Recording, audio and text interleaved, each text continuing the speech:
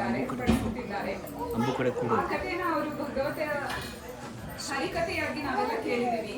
ಅದನ್ನೇ visual representation ಆಗಿ ಮಕ್ಕಳು ಮಾಡ್ತಾ ಇದ್ದಾರೆ. ನಿಮ್ಮ ಎಲ್ಲರ ಸಹಕಾರ ತೋರಿಸ್ತೇನೆ. ಕ್ವೈಟ್ ಆಗಿದ್ರೆ ಅವ್ರ ಡೈಲಾಗ್ ಕೇಳಿಸುತ್ತೆ, ಸೊ ಅವರಿಗೂ ಮಕ್ಕಳಿಗೂ ಎನ್ಕರೇಜ್ ಮಾಡ್ದಂಗಾಗುತ್ತೆ. So thank you so much for cooperating. With that let's start. Shrimad Bhagavatam ಮತ್ತು ಪ್ರಹ್ಲಾದನ ಕಥೆ. ಹಿರಣ್ಯಕಶಿಪುವು ಅತ್ಯಂತ ಶಕ್ತಿಶಾಲಿ ಮತ್ತು ಅತ್ಯಂತ ಪ್ರಭಾವಶಾಲಿ ರಾಕ್ಷಸರಾಜನಾಗಿದ್ದನು. ಅವನು ಅಮರನಾಗಲು ಬಯಸಿದ್ದನು. ಆದ್ದರಿಂದ ಬ್ರಹ್ಮದೇವರನ್ನು ಪ್ರಾರ್ಥಿಸುವ ಮೂಲಕ ತೀವ್ರ ತಪಸ್ಸು ಮಾಡಿದನು. ವರ ಸಿಕ್ಕಿತು. ಆದರೆ ಬ್ರಹ್ಮದೇವರು ಅಮರತ್ವವನ್ನು ನೀಡಲು ಸಾಧ್ಯವಿಲ್ಲ ಎಂದು ಅವನಿಗೆ ತಿಳಿದಿರಲಿಲ್ಲ. ಹಿರಣ್ಯಕಶಿಪು ಎಲ್ಲ ಋಷಿಮುನಿಗಳು ಮತ್ತು ದೇವತೆಗಳನ್ನು ಹಿಂಸಿಸುವ ಮೂಲಕ ತನ್ನ ಹೊಸ ಶಕ್ತಿಯನ್ನು ದುರುಪಯೋಗಪಡಿಸಿಕೊಂಡನು. ಅವನನ್ನು ತಡೆಯಲು ಯಾರಿಂದಲೂ ಸಾಧ್ಯವಾಗಲಿಲ್ಲ. ತಾನು ದೇವರಿಗಿಂತ ಹೆಚ್ಚು ಶಕ್ತಿಶಾಲಿ ಎಂದು ನಂಬಿದ್ದನು. ಆದ್ದರಿಂದ ಪ್ರಭು ವಿಷ್ಣುವಿನ ಬದಲು ಎಲ್ಲರೂ ಅವನನ್ನೇ ಪೂಜಿಸಬೇಕೆಂದು ಅವನು ಬಯಸಿದನು. ಗುರು ಶುಕ್ರಾಚಾರ್ಯರೇ, ನನ್ನ ಮಗ ಪ್ರಹ್ಲಾದನಿಗೆ 5 ವರ್ಷ. ಅವನು ಗುರುಕುಲದಲ್ಲಿ ಕಲಿಕೆ ಪ್ರಾರಂಭಿಸಬೇಕು.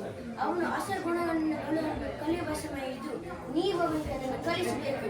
ಹಾಗೂ ನಾನು ಪರಮಾತ್ಮ ನನ್ನ ಶಕ್ತಿ ವಿಷ್ಣುವಿಗೆ ತಿಳಿದಿರಬೇಕು. ಪ್ರಭು, ನಮ್ಮ ಮಗ ಸೂತ್ರಗಳನ್ನು ಅರ್ಥ ಮಾಡಿಕೊಳ್ಳಲು ಮತ್ತು ಅನುಸರಿಸಲು ತುಂಬ ಚಿತ್ತ. ದಯವಿಟ್ಟು ಅವನನ್ನು ವಿಫಲಗೊಳಿಸಬೇಕು. ದಯಾಳುವಾಗಿ ಸಲಹೆ ನೀಡಬೇಡ.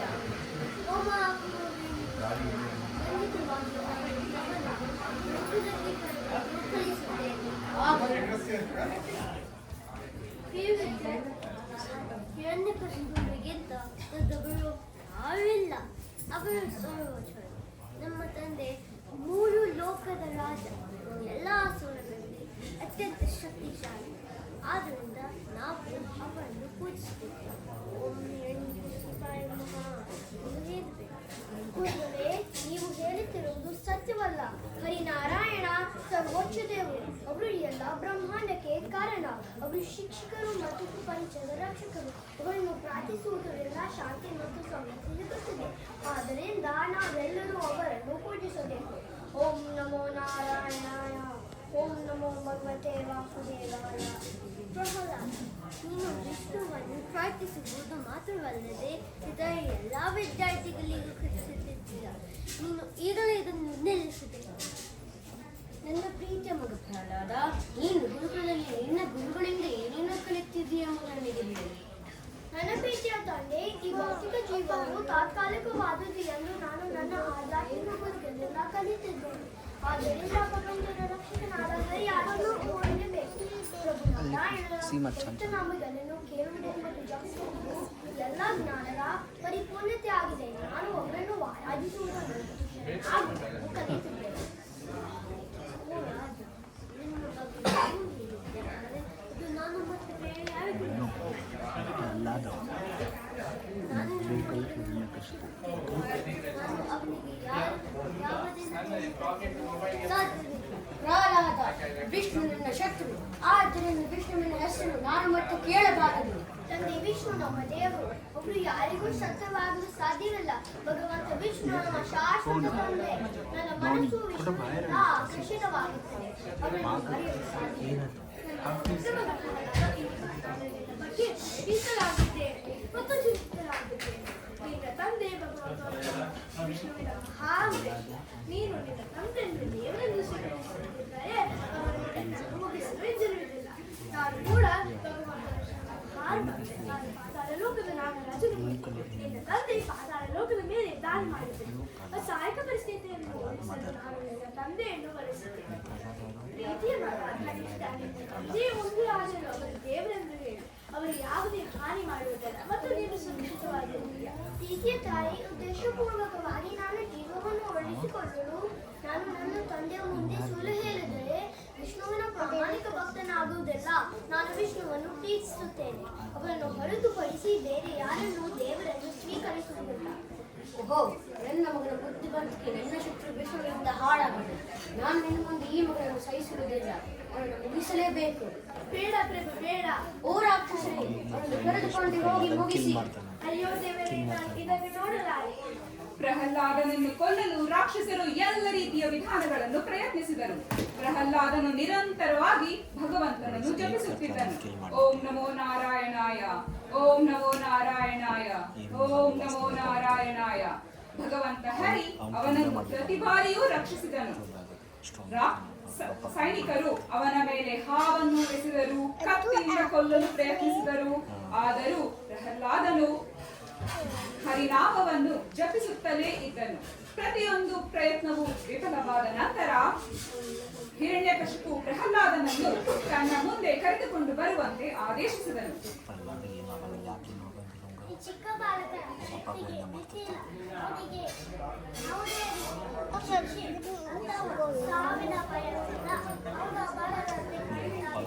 ಯಾವ ಶಕ್ತಿಯಿಂದ ನೀನು ಪ್ರೀತನಾಗಿದ್ದೀಯಾ? ನನ್ನ ಶಕ್ತಿ ಮೂಲ ಭಗವಂತ ಹರಿ, ಅವರು ಎಲ್ಲರ ರಕ್ಷಕರು. ನಾಯಾರು ಕಶ್ಯಪ ಬ್ರಹ್ಮನ ಮಗ, ದಿತಿಗರ್ಭ ಸಂಜಾತ, ಚತುರ್ಮುಖ ಬ್ರಹ್ಮನ ಮೊಮ್ಮಗ. ವಿಧಾತನನ್ನ ಬಿದುವನ್ನೇ ಬದಲಾಯಿಸಿ ಮರಣವನ್ನೇ ಮೆಟ್ಟಿ ನಿಂತ ಮಹಾವೀರ. ಅರಿತಿಯ ಮಕ್ಕಳ ಅಟ್ಟಹಾಸನ್ನು ಸುಟ್ಟು ಆಯ್ತಿನ ಅಟ್ಟಹಾಸನ್ನು ಮಟ್ಟ ಹಾಕಲು ಸಾಹಸಿ. ಅತಳ ವಿತಳ ಸುತಳ ಸಾತಳ ತಳಾತಳ ಮಹಾತಳ ಪಾತಳನ್ನು ಪರಾಕ್ರಮಶಾಲಿ. ಅಡಿತರು ಬಿಡಿಯುವುದು ಭೂಮಿ, ತಲೆ ಎತ್ತದರೆ ಬಚ್ಚುವುದು ಬಾಲು, ಕೈ ಎತ್ತಲು ನಡೆಯುವುದು ಸೃಷ್ಟಿ.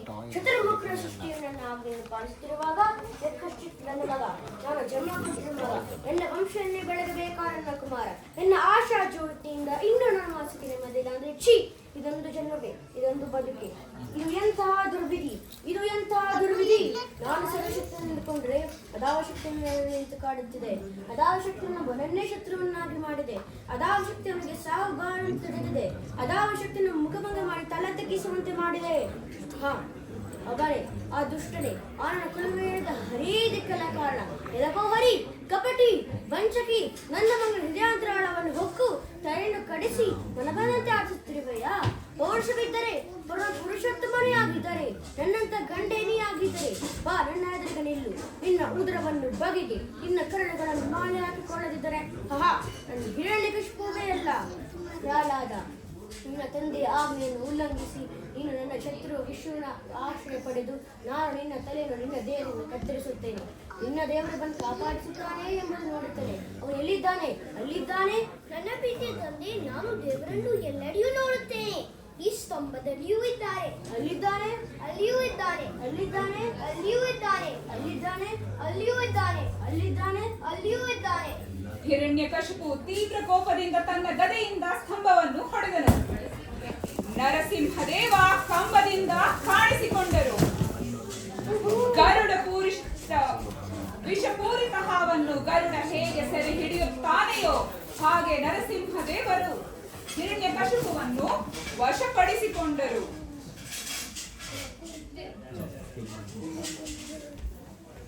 ಓ ಅಜ್ಞಾನಿ ಹಿರಣ್ಯಕಶಿಪು, ನೀನು ಪಡೆದ ವರವನ್ನು ಉಲ್ಲಂಘಿಸಿದೆ.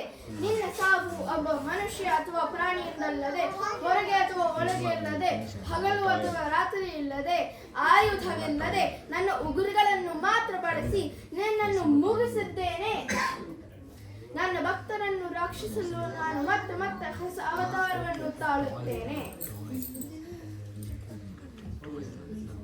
ಪ್ರಹ್ಲಾದ, ನಿನ್ನಿಂದ ನನಗೆ ತುಂಬಾ ಸಂತೋಷವಾಗಿದೆ. ನಿನ್ನ ಇಚ್ಛೆಯನ್ನು ವ್ಯಕ್ತಪಡಿಸು, ನಾನು ಅದನ್ನು ಪೂರೈಸುತ್ತೇನೆ. ಮಹಾಸ್ವಾಮಿ, ನಾನು ಇನ್ನೇನು ಬಯಸುವುದಿಲ್ಲ. ಪ್ರತಿ ಜನ್ಮದಲ್ಲಿಯೂ ನಿಮ್ಮ ಸೇವೆ ಸಲ್ಲಿಸಲು ಮಾತ್ರ ನಾನು ಬಯಸುತ್ತೇನೆ. ಓ ದೇವರೇ, ದಯವಿಟ್ಟು ಒಂದು ಉಪಕಾರ ಮಾಡಿ ನನ್ನ ತಂದೆಯನ್ನು ಕ್ಷಮಿಸಿ. ನನ್ನ ಪ್ರೀತಿಯ ಪ್ರಹ್ಲಾದ, ಅತ್ಯಂತ ಪರಿಶುದ್ಧ ಭಕ್ತ, ನೀನು ಏನನ್ನು ಬಯಸುವುದಿಲ್ಲ. ಆದರೆ ಈ ಭೌತಿಕ ಪ್ರಪಂಚದ ರಾಜನಾಗುವೆಂದು ನಾನು ನಿನ್ನನ್ನು ಆಶೀರ್ವದಿಸುತ್ತೇನೆ. ನೀನು ಪರಿವಾರದವರೆಲ್ಲರೂ ಮುಕ್ತರಾಗುತ್ತಾರೆ ಎಂದು ನಾನು ನಿಮಗೆ ಭರವಸೆ ನೀಡುತ್ತೇನೆ. ನೀನು ಶುದ್ಧ ಭಕ್ತನಿಗೆ ಅತ್ಯುತ್ತಮ ಉದಾಹರಣೆ. ಇತರರು ನಿನ್ನ ಹೆಜ್ಜೆಯನ್ನು ಅನುಸರಿಸಬೇಕು. ಈ ಕಥೆಯ ನೀತಿ ಏನೆಂದರೆ, ದೇವರು ಎಲ್ಲೆಲ್ಲಿಯೂ ಇದ್ದಾನೆ. ನಾರಾಯಣನ ನಾಮವನ್ನು ಭಕ್ತಿಯಿಂದ ಜಪಿಸಿದರೆ ನಾರಾಯಣ ಯಾವುದೇ ಸಂದರ್ಭದಲ್ಲಿಯೂ ನಮ್ಮನ್ನು ರಕ್ಷಿಸುತ್ತಾನೆ. ಯಾವುದೇ ಪರಿಸ್ಥಿತಿಯಲ್ಲಿಯೂ ಯಾವಾಗಲೂ ಸತ್ಯವನ್ನೇ ಮಾತನಾಡಬೇಕು ಮತ್ತು ಸತ್ಯವನ್ನು ಮಾತನಾಡಲು ಹೆದರಬಾರದು. ಓಂ ನಮೋ ನಾರಾಯಣಾಯ. ಶುಭಂ.